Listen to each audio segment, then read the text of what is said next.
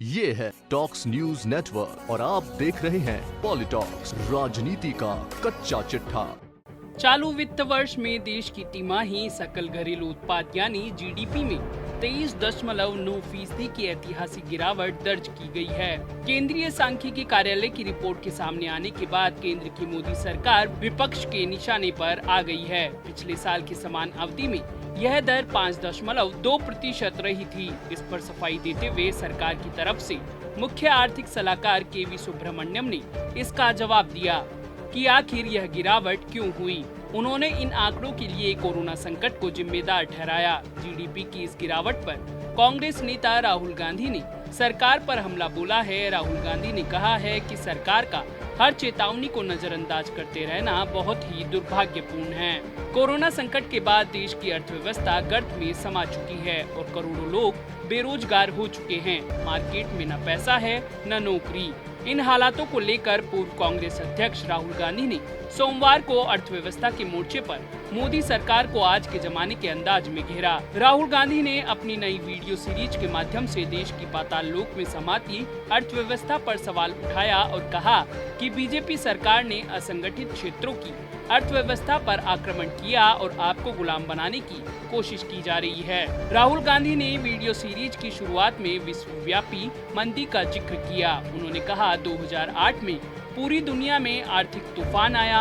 America सहित Europe की कई बड़ी कंपनियां बंद हो गई, करोड़ों बेरोजगार हो गए, लेकिन भारत में इस मंदी का कोई असर नहीं हुआ। उस समय केंद्र में यूपीए की सरकार थी और डॉक्टर मनमोहन सिंह देश के प्रधानमंत्री थे। मैंने प्रधानमंत्री से पूछा कि ऐसा कैसे संभव हुआ। तब मनमोहन सिंह जी ने मुझे बताया कि भारत में दो अर्थव्यवस्थाएं हैं, पहली संगठित और दूसरी असंगठित। वार्ता का सिलसिला जारी रखते हुए राहुल गांधी ने कहा कि संगठित अर्थव्यवस्था यानी बड़ी कंपनियां और दूसरी असंगठित व्यवस्था में किसान, मजदूर, छोटे दुकानदार, मिडिल क्लास और वर्किंग पर्सन आदि। जिस दिन तक देश की असंगठित अर्थव्यवस्था मजबूत है तब तक कोई भी आर्थिक तूफान हिंदुस्तान को छू नहीं सकता। राहुल बोले कि पिछले 6 सालों में बीजेपी की मोदी सरकार ने देश की असंगठित अर्थव्यवस्था पर आक्रमण किया है। नोटबंदी, गलत जीएसटी और लॉकडाउन 3 बड़े उदाहरण हैं। इन 3 कारणों से असंगठित क्षेत्र के 40 करोड़ मजदूर घोर गरीबी के संकट में फंस सकते हैं। पिछले 4 महीनों में 2 करोड़ लोगों ने अपनी नौकरी गंवाई है। वीडियो में राहुल गांधी ने नीति आयोग के हवाले से बताया कि जीडीपी में संगठित और असंगठित दोनों अर्थव्यवस्था का हिस्सा आधा-आधा है, लेकिन आर्थिक सर्वेक्षण 2018-2019 की रिपोर्ट के अनुसार असंगठित क्षेत्र देश को 90% रोजगार देता है और संगठित क्षेत्र केवल 10%। राहुल गांधी ने कहा कि जिस दिन असंगठित क्षेत्र खत्म हो गया या कमजोर पड़ गया, देश रोजगार पैदा नहीं कर पाएगा। राहुल गांधी दावा करते हुए देश की जनता से बोले कि ये मत सोचिए कि गलती से आखिरी में लॉकडाउन किया गया है। इनका लक्ष्य इनफॉर्मल सेक्टर को खत्म करने का है।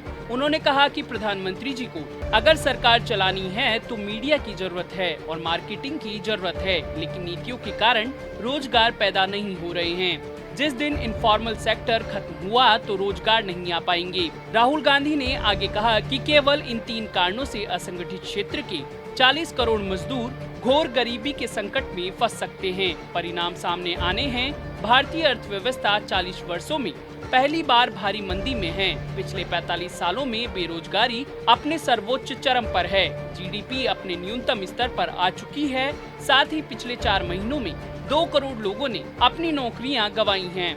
वीडियो के अंत में राहुल गांधी ने असंगठित अर्थव्यवस्था होल्डर्स को संदेश देते हुए कहा कि आप ही देश को चलाते हो, आगे ले जाते हो, लेकिन आपके खिलाफ साजिश हो रही है। आप लोगों को ठगा जा रहा है, गुलाम बनाने की कोशिश की जा रही है। राहुल गांधी ने कहा कि हमें इस आक्रमण को पहचानना पड़ेगा और पूरे देश को मिलकर इसके खिलाफ लड़ना पड़ेगा। पॉलिटॉक्स ब्यूरो, दिल्ली। ये है टॉक्स न्यूज नेटवर्क और आप देख रहे हैं पॉलिटॉक्स, राजनीति का कच्चा चिट्ठा।